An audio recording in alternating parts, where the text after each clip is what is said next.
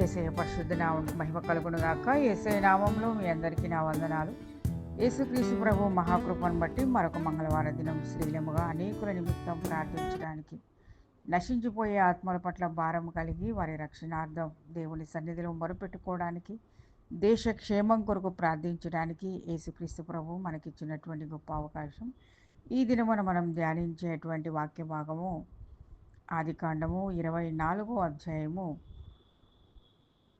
57వ వచనం నుండి గమనించినట్లయితే, వారు ఆ చిన్నదానిని పిలిచి ఆమె ఏమనునో తెలుసుకుందామని చెప్పుకొని రిబ్కాను పిలిచి, ఈ మనుషునితో కూడా వెళ్ళదవా అని ఆమెను అడిగినప్పుడు వెళ్ళేదనను. మహాపరిశుద్ధుడు అయిన తండ్రి, ప్రేమంటి యేసయ్య, వాక్య భాగం ద్వారా మాతో మాట్లాడండి. వాక్యంలో ఉన్న సత్యములను గ్రహించినట్లుగా నీ కృపను మాకు అనుగ్రహించండి. వినివారును గ్రహించుటకు నీ ఆత్మ సహాయం దయచేయమని యేసునామమున అడుగుచున్నాం తండ్రి, ఆమేన్. ఈ దినమున మనం ధ్యానించేటువంటి స్త్రీ రెబెకా. అబ్రహాము తన కుమారుడైన ఇస్సాకునకు వివాహ సమయం వచ్చినప్పుడు తన ఇంటి పెద్ద దాసుడైనటువంటి ఎలియాజరును పిలిచి తన జనుల యొద్దకు తన స్వదేశమునకు వెళ్ళి ఇస్సాకు నిమిత్తము భార్యను తీసుకురమ్మని ఎలియాజరు చేత ప్రమాణం చేయించుకుంటాడు. ఎలియాజరు తన ఇంటి పెద్ద దాసుడు. ఆదికాండం 15వ అధ్యాయము 2వ వచనంలో ఆయన గురించి వ్రాయబడి ఉంది. అబ్రహాం యొక్క జనాంగం ఎక్కడున్నారంటే 15వ అధ్యాయము 7వ వచనంలో కల్దీల పట్టణమైనటువంటి హారాను పట్టణం నుండి దేవుడు వాగ్దాన భూమి అయినటువంటి కానాను దేశానికి అబ్రహామును తీసుకొని వచ్చాడు. అబ్రహాము దేవుని నమ్మెను, అది అతనికి నీతిగా ఎంచబడెను. అబ్రహాము విశ్వాసులకు తండ్రి. అబ్రహాము దేవుడు ఏ మాట చెప్తే అది నమ్మాడు, దేవుని మాటకు లోబడ్డాడు. అదేవిధంగా తన దాసులు, తన దాసీ జనాంగం అంతా కూడా, తన పనివారందరూ కూడా అబ్రహాము యొక్క అడుగుజాడల్లో నడిచారు. అబ్రహాము దేవుడే నా దేవుడు అనుకున్నారు. అబ్రహాము దేవునితో ఏ విధంగా మాట్లాడుతున్నాడో ఆ దేవుడే మా దేవుడు అనుకున్నారు. కాబట్టి ఎలియాజరు అబ్రహాముతో చేసినటువంటి ప్రమాణ ప్రకారము ఇస్సాకు నిమిత్తము మరి భార్యను తీసుకురావడానికి హారాను పట్టణమునకు వెళ్ళాడు. అయితే ఎలియాజరు హారాను పట్టణానికి వెళ్ళడానికి ముందు, ఇస్సాకుకు భార్యను తీసుకురావడానికి ముందు అబ్రహాముతో మాట్లాడినటువంటి మాటలు ఎంతో ఆశ్చర్యకరంగా మనకు కనబడతాయి. చూడండి, 24వ అధ్యాయము 5వ వచనములో, ఆ దాసుడు, ఈ దేశమునకు నా వెంట వచ్చుటకు ఒకవేళ ఆ స్త్రీ ఇష్టపడని ఎడల నీవు బయలుదేరి వచ్చిన ఆ దేశమునకు నేను నీ కుమారుని తీసుకొని పోవలెనా అని అడగగా, అబ్రహాము అక్కడికి నా కుమారుని తీసుకొని పోకూడదు సుమి. చూడండి, ఎలియాజరు అడుగుతున్నాడు, అయ్యా, ఆ స్త్రీ ఒకవేళ ఈ దేశానికి రావడానికి ఇష్టపడకపోతే మరి నీ కుమారుణ్ణి తీసుకొని మరి అక్కడే ఉండడానికి తీసుకొని వెళ్ళవచ్చా అని అడిగినప్పుడు, అబ్రహాము ఆ విధంగా జరగడానికి వీల్లేదు, నా తండ్రి ఇంటి నుండి, నేను పుట్టిన దేశం నుండి నన్ను తెచ్చి నాతో మాట్లాడి నీ సంతానమునకు ఈ దేశం ఇచ్చేదనని ప్రమాణము చేసి నాతో చెప్పిన పరలోకపు దేవుడగు యెహోవా తన దూతను నీకు ముందుగా పంపును. అక్కడ నుండి నీవు నా కుమారునికి భార్యను తీసుకొని వచ్చేదవు. అక్కడి నుండి నా కుమారుడికి నీవు భార్యను తీసుకురావాల్సిందే, కానీ నా కుమారుడు అక్కడికి వెళ్ళడానికి వీల్లేదు. ఎందుకంటే దేవుడు వాగ్దానం చేశాడు, నా తండ్రి ఇంటి నుండి, నా స్వదేశం నుండి దేవుడు నాతో మాట్లాడి నీ సంతానానికి ఈ దేశాన్ని ఇస్తానని వాగ్దానం చేశాడు, ప్రమాణం చేశాడు. కనుక నా కుమారుడు అక్కడికి వెళ్ళడానికి వీల్లేదు, ఆ స్త్రీనే ఇక్కడికి తీసుకొని రా. ఆ స్త్రీ ఒకవేళ ఇష్టపడినట్లయితే నీతో నేను చేసినటువంటి, నీకు నేను చెప్పినటువంటి మాటల నుండి నీవు విముక్తుడు అవుతావు. నువ్వు మాత్రం వెళ్ళి ఆ పని చేయి, దేవుడు నీకు తోడుగా ఉంటాడు, దేవుని దూత నీకు ముందుగా ఉండి నీకు అన్ని విషయాల్లో నీకు మరి తోడుగా ఉండి సహాయం చేస్తాడని అబ్రహాము ఎలియాజరుతో మాట్లాడతాడు. అప్పుడు ఎలియాజరు హారాను పట్టణానికి బయలుదేరుతూ అతని వెంట 10 ఒంటెలను శ్రేష్టమైనటువంటి అబ్రహాము యొక్క శ్రేష్టమైనటువంటి నానా విధములకు వస్తువులను తీసుకొని అతను బయలుదేరతాడు. అతడు లేచి హారాను పట్టణంనకు చేరినప్పుడు సాయంకాలమందు స్త్రీలు నీళ్లు చేదుకొని వేళ ఒక బావి యొద్ద తన ఒంటెలతో మోకరించి తను దేవునితో మాట్లాడుతున్నటువంటి మాటలు ఏంటంటే, ప్రభువా, నా యజమానుని కుమారునికి భార్యను తీసుకొని వెళ్ళడానికి నేను ఇక్కడికి వచ్చాను. ఈ బావి యొద్ద అనేక మంది స్త్రీలు, కన్యకలు, పిల్లలు ఇక్కడికి వస్తున్నారు. నీళ్లు చేదుకొను సమయమున మరి వచ్చేటువంటి కన్యకలు వారి యొద్దకు వెళ్ళి నేను దాహమునకు నీళ్ళు నిమ్మని అడుగుతా. ఏ కన్యక అయితే నాకు దాహమునకు నీళ్లు పోసి అదేవిధంగా నా ఒంటెలకు కూడా దాహమునకు ఏ కన్యక అయితే మరి నీళ్లు పోస్తుందో ఆమెనే నా యజమానుని యొక్క కుమారునికి భార్య అవుతుందని తన మనసులో మరి దేవుడితో మాట్లాడుతున్నటువంటి మాటలు. ఆ విధంగా దేవుడు ఆయన యొక్క మనవిని అంగీకరించాడు. అదేవిధంగా జరగడానికి దేవుడు చేసినటువంటి ఏర్పాటు బహు గొప్పది. చూడండి 14వ వచనంలో, కాబట్టి నేను త్రాగునట్లు నీవు దయచేసి నీ కడవను వంచుమని నేను చెప్పగా నీవు త్రాగుము, నీ ఒంటెలకును నీళ్లు పెట్టదునని ఏ చిన్నది చెప్పునో ఆమెయే నీ సేవకుడైన ఇస్సాకు కొరకు నీవు నియమించినదై ఉండునుగాక అని తన మనసులో దేవుడితో మరి మాట్లాడుతున్నప్పుడు దేవుడు ఆ మనవిని అంగీకరించాడు. అదే విధమైనటువంటి పరిస్థితులను దేవుడు ఆయన ఎదుట మరి కనుపరిచాడు. చూడండి, అతడు మాట్లాడట చాలింపకముందే అబ్రహాము సహోదరుడైన నాహోరు భార్యయగు మిల్కా కుమారుడైన బెతూయేలుకు పుట్టిన రిబ్కా కడవ భుజం మీద పెట్టుకొని వచ్చెను. యేసయ్య పరిశుద్ధ నామమునకు మహిమ కలుగును గాక. ఆయన ఎప్పుడైతే దేవునితో ఆ మాటలు మాట్లాడుతున్నాడో, ఒక సూచన పెట్టుకున్నాడో, అదే సమయానికి అబ్రహాము యొక్క మరి సహోదరుడైనటువంటి నాహోరు భార్యయగు మిల్కా కుమారుడైన బెతూయేలుకు పుట్టిన రిబ్కా కడవ భుజం మీద పెట్టుకొని వచ్చెను. చూసారా, అబ్రహాము యొక్క బంధువులు, తన స్వజనులు వారి యొక్క కుమార్తె భుజం మీద కడవను పెట్టుకొని ఆమె నీళ్ళ బావి వద్దకు వచ్చింది. ఆ చిన్నది మిక్కిలి చక్కనిది, ఆమె కన్యక. చూసారా, ఆమె కన్యక. ఏ పురుషుడును ఆమెను కూడలేదు. ఆమె ఆ బావిలోనికి దిగిపోయి కడవను నీళ్లతో నింపుకొని ఎక్కిరాగా ఆమె మరి బావి వద్దకు వెళ్ళి నీళ్లు చేదుకొని కడవ నిండా నీళ్లు పట్టుకొని ఆమె భుజం మీద పెట్టుకొని బయటికి వస్తున్నటువంటి సమయంలో ఆ సేవకుడు ఆమెను ఎదుర్కొనుటకు పరిగెత్తి, నీ కడవలో నీళ్లు కొంచెము దయచేసి నన్ను త్రాగనిమ్మని అడిగాడు. మరి ఆయన మనసులో ఉన్నటువంటి మరి సూచన పెట్టుకున్నాడు కాబట్టి వెంటనే ఆ కన్యక యొద్దకు వెళ్ళి త్రాగడానికి నీళ్లు కొంచెము దయచేసి నన్ను త్రాగనిమ్మని అడిగాను. అందుకామె అయ్యా త్రాగుమని చెప్పి త్వరగా తన కడవను చేతి మీదకి దించుకొని అతనికి దాహం ఇచ్చాను. చూసారా, అతనికి దాహం ఇచ్చింది. అంత మాత్రమే కాదు, నీ ఒంటెలు త్రాగుమట్టుకు వాటికిని నీళ్లు పోయిందని చెప్పాను. చూసారా, దేవుడు అదే సూచన ఆయన ఎదుట జరుగునట్లుగా నెరవేర్చాడు.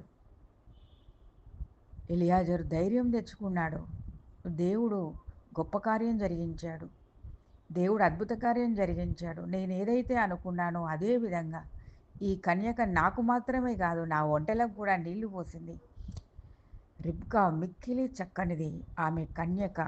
చూసారా, దేవుడు ఏ విధంగా ఏర్పాటు చేశాడు. నిజంగా ఎప్పుడైతే దేవుని మీద ఆధారపడతామో, దేవుని మీద దృష్టి పెడతామో, దేవునిని నమ్ముకుంటామో, ఆయన మన యొక్క ఆలోచనలను ఎరిగినటువంటి దేవుడు. మనకి యోగ్యమైన దానిని ఆయన అనుగ్రహించేటువంటి దేవుడు. మనకు సాటి అయినటువంటి దానిని దేవుడు అనుగ్రహించేటువంటి దేవుడు. మనకు కావలసిన ఈవులను ఆయన అనుగ్రహిస్తాడు. ఆయనకు నిజముగా మొరపెట్టుకునే వారికి ఆయన సమీపముగా ఉన్నటువంటి దేవుడు గనుక ఆమె ఎలియాజరుకు మాత్రమే కాకుండా ఆ ఒంటెలకు కూడా దాహం తీర్చినట్లుగా మనం ఇక్కడ చూడగలుగుతున్నాం. వెంటనే దేవుణ్ణి స్తుతించుకున్నాడు ఎలియాజరు. మనసులో దేవుణ్ణి మహిమపరుచుకున్నాడు. త్వరగా గాడిలో తన కడవ కుమ్మరించి తిరిగి చేదుటకు ఆ బావికి పరిగెత్తుకొని పోయి అతని ఒంటెలన్నిటికీ నీళ్లు చేదిపోసెను. ఎంత చురుకైనటువంటి కన్యక చూడండి. ఎంత మరి జ్ఞానం కలిగినటువంటి కన్యక, ఎంత జాలి కలిగినటువంటి కన్యక. తనకు మాత్రమే కాదు, తనతో వచ్చినటువంటి ఒంటెలు కూడా దాహంగా ఉంటాయి కదా! మరి ఒంటెలకు దాహం తీర్చడం అంత సామాన్యమైన విషయమేం కాదు. ఒంటెలకు దాహం తీర్చగలిగిందంటే ఆమె ఎంత పనివంతురాలు, ఎంత చురుకైనటువంటి స్త్రీ, ఎంత జ్ఞానం కలిగినటువంటి స్త్రీ, ఎంత దయ కలిగినటువంటి స్త్రీ. ఒంటెలకన్నిటికి కూడా నీళ్లు చేది పోసింది. అప్పుడు ఎలియాజరు ఏ విధంగా దేవుని మహిమపరిచి మనసులో మరి ఆమెని, ఆయన తెచ్చినటువంటి శ్రేష్టమైనటువంటి నానా విధములైనటువంటి వస్తువులను ఆమెకు ధరింపజేసినట్లుగా మనం ఇక్కడ చూస్తున్నాం. ఒంటెలు త్రాగుట అయిన తర్వాత ఆ మనుష్యుడు, చూడండి 22వ వచనం, ఒంటెలు త్రాగుట అయిన తర్వాత ఆ మనుషుడు అరతులం ఎత్తుగల బంగారపు ముక్కు కమ్మిని ఆమె చేతులకు 10 తులముల ఎత్తుగల 2 బంగారు కడియములను తీసి, నీవెవరి కుమార్తెవు, దయచేసి నాతో చెప్పుము. ఆ విధంగా ఆయన తెచ్చినటువంటి శ్రేష్టమైనటువంటి వస్తువులను మరి ఆమెకిచ్చినట్లుగా మనం ఇక్కడ చూస్తున్నాం. నీవెవరి కుమార్తెవు, దయచేసి నాతో చెప్పుము అని ఆమెను అడిగినప్పుడు, నా తండ్రి ఇంట మేము ఈ రాత్రి బస చేయుటకు స్థలము ఉన్నదా అని అడిగాను. నీవెవరి కుమార్తెవు, నీ తండ్రి ఇంట ఈ రాత్రి మేము బస చేయడానికి స్థలం ఉందా? ఒక్క మనిషి ఆ స్థలం ఇవ్వడానికి? 10 ఒంటెలు ఉన్నాయి ఆయనకి. నీవెవరి కుమార్తెవు అని అడుగుతున్నప్పుడు అందుకు ఆమె ఏమని సమాధానం ఇచ్చింది? నేను నాహోరుకు మిల్కా కనిన కుమారుడగు బెతూయేలు కుమార్తెను. మరియు ఆమె, మా యొద్ద చాలా గడ్డియు మేతయు రాత్రి బస చేయుటకు స్థలమును ఉన్నవనగా, ఆ మనుషుడు తన తల వంచి యెహోవాకు మ్రొక్కి, అబ్రహామును నా యజమానుని దేవుడైన యెహోవా స్తుతింపబడునుగాక. దేవునికి కృతజ్ఞతాస్తుతులు చెల్లించుకున్నాడు. నువ్వెవరి కుమార్తెవు, ఈ రాత్రి మీ ఇంట్లో నేను బస చేయవచ్చా అని అడిగినప్పుడు ఆమె ఆ పశువుల గురించి ఆలోచిస్తుంది. చూడండి, మా ఇంట్లో బస చేయడానికి స్థలం ఉంది, గడ్డియు మేతయు ఉంది, మా ఇంట్లో ఈ రాత్రి బస చేయవచ్చు, బెతూయేలు యొక్క కుమార్తెను నేను అని ఆమె చెప్పినప్పుడు దేవునికి తల వంచి దేవునికి నమస్కారం చేశాడు. దేవునికి కృతజ్ఞతాస్తుతులు చెల్లించాడు. ఈ కన్యక ఎంత చురుకైందంటే, మరి చురుకుగా ఉండుట గొప్ప భాగ్యము అని సామెతల గ్రంథము 12వ అధ్యాయము 27వ వచనంలో వ్రాయబడి ఉంది. గొప్ప భాగ్యాన్ని సంపాదించుకుంది ఆ కన్యక. ఆ మనుషునికి మాత్రమే కాదు, ఒంటెలకు కూడా నీరు అందించినందుకు దేవుడు ఆ బిడ్డ విషయంలో చేసినటువంటి ఏర్పాటు ఎంత ఉన్నతమైంది. ఈ విధంగా ఎలియాజరు దేవుని నామాన్ని మహిమపరిచాడు. రిబ్కా తన ఇంటి యొద్దకు ఆ మనుషుని తీసుకొని వెళ్ళింది. ఆ ఒంటెలకు కావలసినటువంటి గడ్డి మేతను సమకూర్చింది. ఆ రాత్రి ఆ ఇంట్లో బస చేసిన తర్వాత ఆ ఇంటి వారికి, బెతూయేలుకు, రిబ్కా యొక్క సహోదరుడు లాబానుకు, ఆ ఇంటి వారికి జరిగిన విషయాలన్నీ కూడా చెప్పి, ఈ విధంగా నా మనసులో నేను అనుకున్న ఆ విషయాలన్నీ కూడా దేవుడు నెరవేర్చాడు కాబట్టి, ఒకవేళ నా యజమానుని యొక్క కుమారుడికి నీ కుమార్తెను ఇచ్చి వివాహం చేయటం మీకు ఇష్టమైతే నాతో మీరు పంపించండి అని వారితో మాట్లాడుతున్నప్పుడు, మరి వారు ఏమన్నారో చూడండి. 50వ వచనం, ఇది యెహోవా వలన ఇది యెహోవా వలన కలిగిన కార్యం. లాబాను బెతూయేలును, ఇది యెహోవా వలన కలిగిన కార్యం, మేమైతే అవునని కానీ కాదని కానీ చెప్పజాలం. వారికి ఏం అర్థం కావట్లేదు. ఇది ఏ విధంగా జరిగింది, అసలు ఈయన ఎవరు, ఏ విధంగా వచ్చాడు, ఇన్ని విషయాలు ఏ విధంగా జరిగాయి, మాకు తెలియదు. ఇది యెహోవా వలన కలిగిన కార్యం, మేమైతే అవునని కానీ కాదని కానీ చెప్పజాలము. ఇదిగో రిబ్కా నీ ఎదుట ఉన్నది, ఆమెను తీసుకొని పొమ్ము. చూసారా, దేవుని ఏర్పాటు ఏ విధంగా ఉంది, దేవుని కార్యాలు ఏ విధంగా ఉన్నాయి. ఎప్పుడైతే దేవుని మీద ఆధారపడతామో, మన హృదయ రహస్యాలను ఎరిగినటువంటి దేవుడు మనకు అనుకూలకరమైన పరిస్థితులను ఆయన మనకు సరళం చేసి, మనకు ముందుగా ఉండి మార్గంను సరళం చేసేటువంటి దేవుడు. ఆయన మనకు తోడుగా ఉన్నాడు. ఆయన మనల్ని నడిపిస్తాడు. ఎక్కడికి వెళ్ళాలో ఆయనే నేర్పిస్తాడు, ఆయనే బోధిస్తాడు. మనకు ఆయన తోడుగా ఉన్నాడు గనుక ఇది యెహోవా వలన కలిగిన కార్యం, మేమైతే అవునని కానీ కాదని కానీ చెప్పజాలము. మీరు ఆ అమ్మాయిని తీసుకొని వెళ్ళండి. ఈ విధంగా ఎలియాజరు దేవుడి నామాన్ని స్తుతించాడు. దేవుడి నామాన్ని మహిమపరిచాడు. ఇదిగో రిబ్కా నీ ఎదుట ఉన్నది. ఆమెను తీసుకొని పొమ్ము. ఎవరు చెప్పగలరో చెప్పండి ఈ మాటలు? అంత ఈజీగా మరి ఎదుటివారిని మనం నమ్మగలమా? ఎదుటివారికి మన బిడ్డని ఇవ్వగలమా? ఆయన చెప్పినటువంటి మాటలన్నీ చూసినప్పుడు వాళ్ళు ఆశ్చర్యపోయారు. ఇది యెహోవా వలన కలిగినటువంటి కార్యం. దేవుడే వారి హృదయాల్లో నమ్మిక కలిగించాడు. బహుదూర ప్రాంతానికి పంపించాల్సిన అవసరం, బిడ్డను అంత దూరం పంపించాలంటే ఎవరు పంపించగలరు? తండ్రి, తన యొక్క అన్న ఇద్దరు కూడా ఇది యెహోవా వలన కలిగిన కార్యం. ఆమె నీ ఎదుట ఉంది, తీసుకొనెళ్ళు. ఈ విధంగా దేవుని కార్యాలు మరి గొప్పగా జరగడానికి ఏర్పాటు చేయబడ్డాయి. అబ్రహాము సేవకుడు వారి మాటలు విని యెహోవాకు సాష్టాంగ నమస్కారం చేసెను. 52వ వచనంలో అబ్రహాము దేవునికి సాష్టాంగ నమస్కారం చేశాడు. ఆయన ఏమీ కష్టపడలేదు, కానీ దేవునిపైన ఆధారపడ్డాడు. ప్రభువా, నీవు తోడుగా ఉండి నడిపించు. అబ్రహాము చెప్పాడు, యెహోవా దూత నీకు ముందుగా ఉండి నడిపిస్తాడు. నువ్వు వెళ్ళు, కార్యం సఫలమవుతుంది, నువ్వు వెళ్ళు. ఆ విధంగానే దేవుడు చేశాడు. అబ్రహాము సేవకుడు వారి మాటలు విని యెహోవాకు సాష్టాంగ నమస్కారం చేసెను. తర్వాత ఆ సేవకుడు వెండి నగలను, బంగారు నగలను, వస్త్రములను తీసి రెబెకాకు ఇచ్చెను. మరియు అతడు ఆమె సహోదరికి తల్లికిని విలువగల వస్తువులను ఇచ్చెను. చూసారా? ఈ విధంగా ఆయన తెచ్చినటువంటి వస్తువులన్నిటినీ, వెలగల వాటన్నిటిని కూడా రెబెకా యొక్క తల్లికి, సహోదరుడికి ఆ వస్తువులను ఇచ్చి ఆ కుమార్తెను తీసుకెళ్ళడానికి ఇష్టపడ్డాడు. ఇది యెహోవా వలన జరిగిన కార్యం. దేవుడే ఈ ఏర్పాటు చేశాడు. కనుక మరి నేను ఈ కుమార్తెను తీసుకొని వెళ్తా.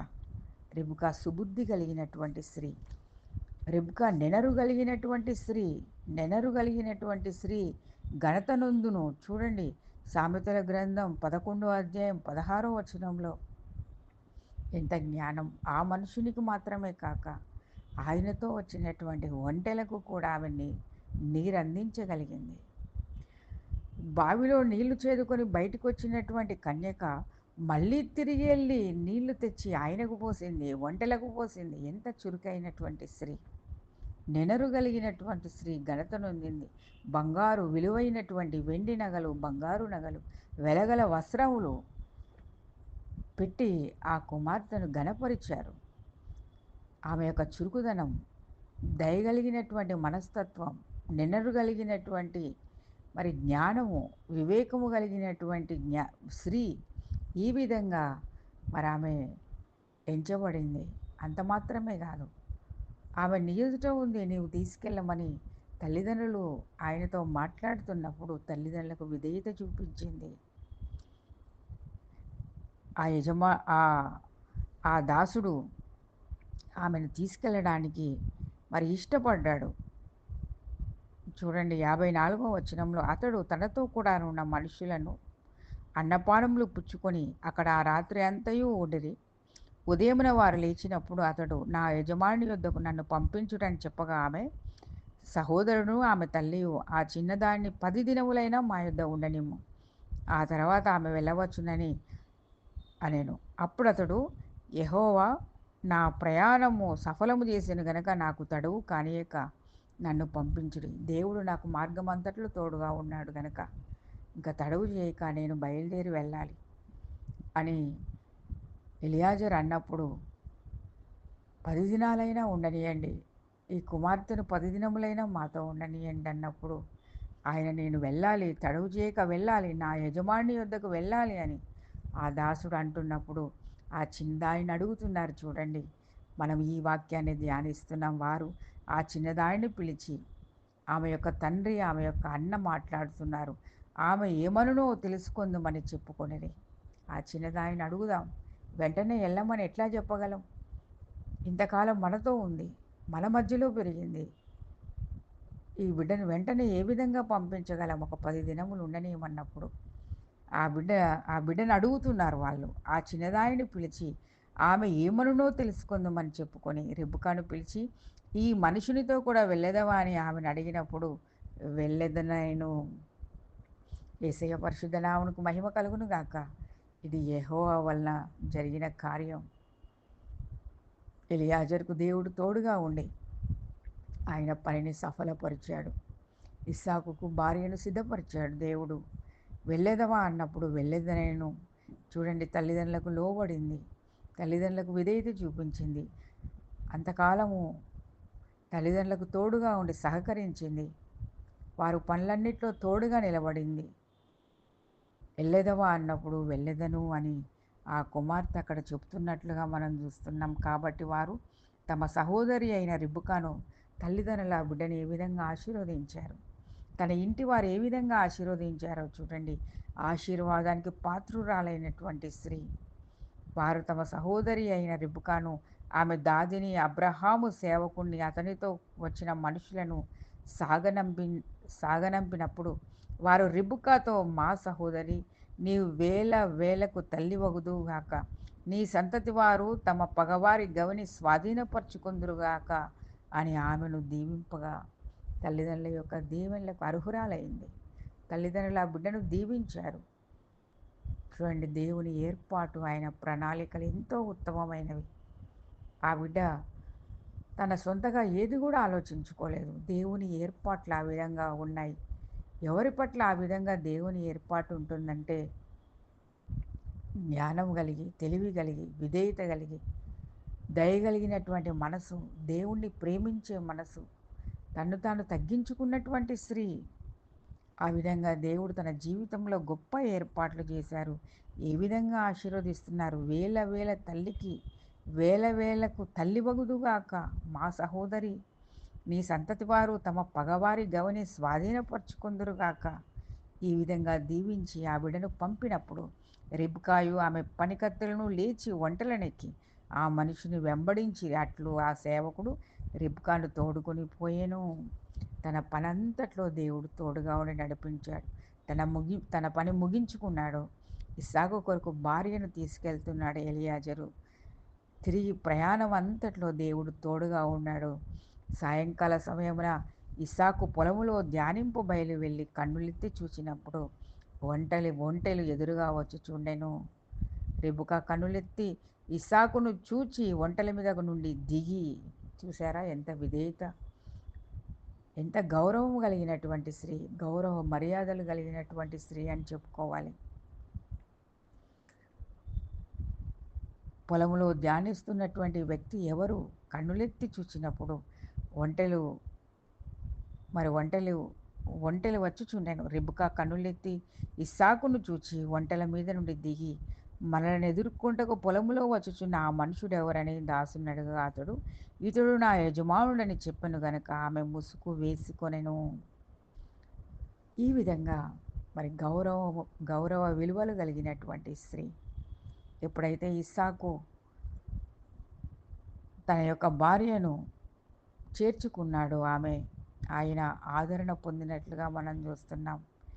ఇస్సాకు తల్లి చనిపోయిన దుఃఖములో ఉన్నాడు. ఎప్పుడైతే వివాహము చేయబడి రిబ్కాను భార్యగా అంగీకరించాడో తన జీవితంలో ఆదరణ దొరికింది, నెమ్మది దొరికింది. సుఖశాంతులతో వారు ఆ విధంగా వర్ధిల్లారు. దేవుడు ఆశీర్వదించాడు, దీవించాడు. గొప్ప జనాంగాన్ని వారి నుండి దేవుడు అనుగ్రహించాడు. అబ్రహాముతో వాగ్దానం చేసినట్లుగా ఆకాశ నక్షత్రములను లెక్కించుము, సముద్రపు ఇసుక రేణువులను నీవు లెక్కించగలవా? అంతకంటే అధికంగా నీవు లెక్కింపజాలనంత విస్తారమైనటువంటి జనాంగమును నేను నీకు అనుగ్రహిస్తానని దేవుడు వాగ్దానం చేసిన రీతిగా రిబ్కా ద్వారా దేవుడు ఆశీర్వదించాడు. వేవేలకు తల్లిగా ఆమె పిలువబడింది. గొప్ప జనాంగముగా దేవుడు ఆమెను దీవించాడు.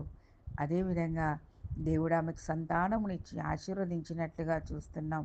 చూడండి, 21వ వచనం, 25వ అధ్యాయము 21వ వచనంలో, ఇస్సాకు భార్య గొడ్రాలు గనుక అతడు ఆమె విషయమై యెహోవాను వేడుకొనెను. యెహోవా అతని ప్రార్థన వినెను గనుక అతని భార్య అయిన రిబ్కా గర్భవతి ఆయను. ఆమె గర్భంలో శిశువులు ఒకరితో ఒకరు పెనుగులాడిరి. చూసారా, ఆమె గర్భం తెరవబడింది. దేవుడు కుమారులను ఇచ్చాడు. ఆ విధంగా ఆశీర్వదించాడు. ఇస్సాకు ఆమె విషయంలో ప్రార్థించాడు. అంటే భార్యాభర్తలు ఇద్దరూ కూడా దేవుని సన్నిధిలో ప్రార్థించి గొప్ప మేలు పొందుకున్నారు. గొప్ప సంతానాన్ని దేవుడు అనుగ్రహించాడు. ఇదంతటికీ కారణం రిబ్కా వినయ విధేయతలు, చురుకైనటువంటి స్త్రీ, ఆమె యొక్క జ్ఞానము, ఆమె యొక్క నెనరు కలిగినటువంటి మనస్సు ఆమెను ఒక మంచి కుటుంబానికి, ఒక భాగ్యవంతురాలుగా దేవుడు దీవించాడు. ఆమె యొక్క మరి వినయము, నెమ్మది, సాత్వికము, దయగలిగినటువంటి మనసు, ఆ విధంగా దేవుడు మరి ఆమెను ఆశీర్వదించడానికి ఆమె యొక్క మనసు కారణమైంది. ఆమె యొక్క విధేయత కారణమైంది. ఒక గొప్ప ఇంటికి యజమానురాలిగా ఆమె ఎన్నిక చేయబడింది. అటువంటి గొప్ప కృప ప్రభువైన యేసుక్రీస్తు ప్రభు మనందరికీ అనుగ్రహించును గాక. ఆమేన్. ఆమేన్.